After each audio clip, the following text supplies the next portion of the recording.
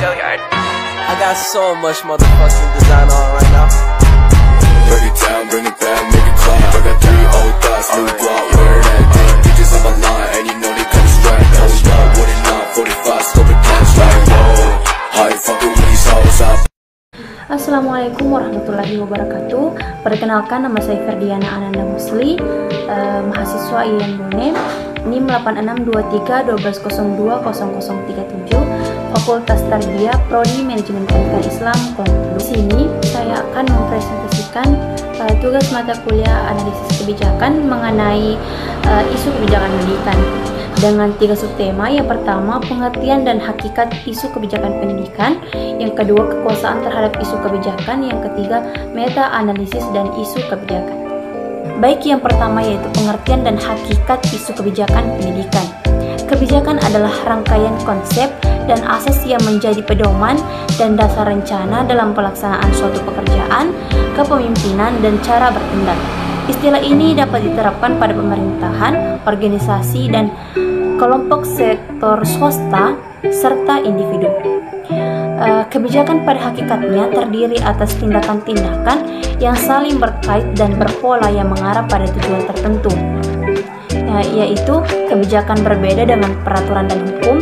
Jika hukum dapat memaksakan atau melarang suatu perilaku, misalnya suatu hukum yang mengharuskan pembayaran pajak penghasilan, kebijakan hanya menjadi pedoman tindakan yang paling mungkin memperoleh hasil yang diinginkan.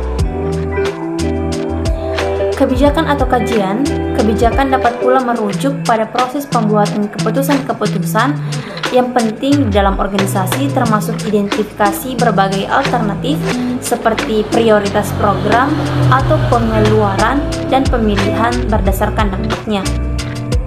Kebijakan juga dapat diartikan sebagai mekanisme politis, manajemen, finansial, atau administratif untuk mencapai suatu tujuan yang eksplisit. Baik, adapun pengertian kebijakan menurut para ahli, yaitu Noeng Muhadir,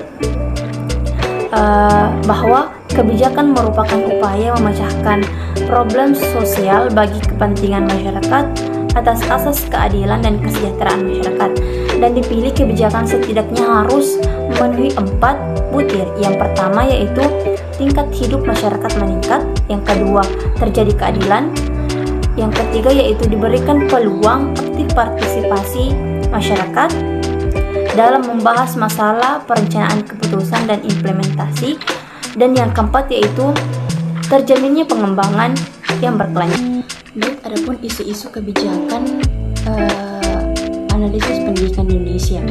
Yang pertama yaitu isu kritis aspek masalah kurikulum dan pembelajaran Indonesia.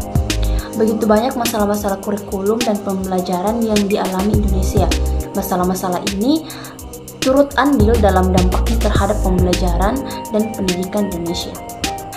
Adapun beberapa masalah kurikulum menurut sudut pandang penulis. Yang pertama yaitu kurikulum Indonesia terlalu kompleks. Jika dibandingkan dengan kurikulum di negara maju, kurikulum yang dijalankan di Indonesia terlalu kompleks. Hal ini akan berakibat bagi guru dan siswa. Siswa akan terbebani dengan segudang materi yang harus dikuasainya. Siswa harus berusaha untuk memahami dan mengejar materi yang sudah ditargetkan. Hal ini akan mengakibatkan siswa tidak akan memahami seluruh materi yang diajarkan. Siswa akan lebih memilih untuk mempelajari materi dan hanya untuk memahami seputar tentang materi tersebut. Dampaknya, pengetahuan siswa akan sangat terbatas dan siswa kurang mengeluarkan potensinya. Yang kedua yaitu seringnya berganti nama. Kurikulum di Indonesia sering sekali mengalami perubahan, namun perubahan tersebut hanyalah sebatas perubahan nama semata. Tanpa mengubah konsep kurikulum, tentulah tidak akan ada dampak positif dari perubahan kurikulum di Indonesia. Bahkan, perubahan nama kurikulum mampu dijadikan sebagai lahan bisnis oleh oknum-oknum yang tidak bertanggung jawab. Dengan bergantinya nama kurikulum yang ada di Indonesia, ternyata banyak tidak memberikan manfaat pada proses pendidikan yang ada di Indonesia, karena dengan melihat kejadian nyata di lapangan malah menjadi masalah atau menjadi omongan bagi sekolah-sekolah dan guru dalam menjalankan tugas. Baik, poin ketiga yaitu meta-analisis dan isu kebijakan.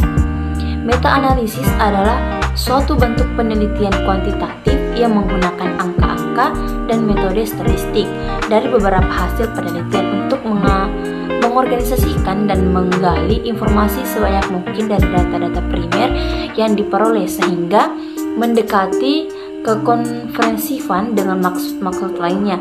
Salah satu syarat yang diperlukan dalam melakukan meta-analisis adalah pengkajian terhadap hasil-hasil penelitian yang baik. Adapun kelebihan meta-analisis yang pertama yaitu meta-analisis memungkinkan mengkombinasikan berbagai macam hasil penelitian dengan cara yang kuantitatif. Yang kedua yaitu mampu menggambarkan hubungan antar penelitian dengan baik sehingga dapat mengatasi adanya perbedaan dari hasil antar penelitian.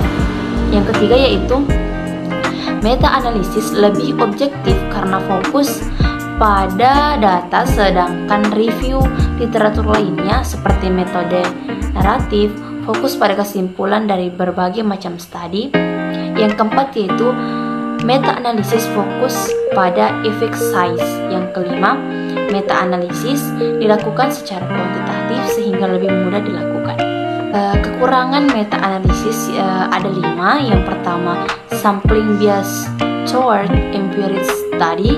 Sampling bias berarti pengambilan sampel yang tidak sesuai dengan ketidakseragaman tiap-tiap studi.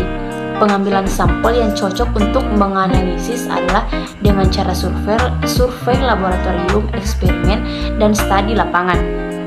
Yang kedua yaitu publication bias. Meta-analisis menggunakan data yang terdapat dalam penelitian yang telah terpublikasi sehingga dianggap penelitian tidak representatif karena hasil pengamatan yang signifikan lebih cenderung dipublikasikan daripada yang tidak signifikan. Adapun yang ketiga itu apples and orange.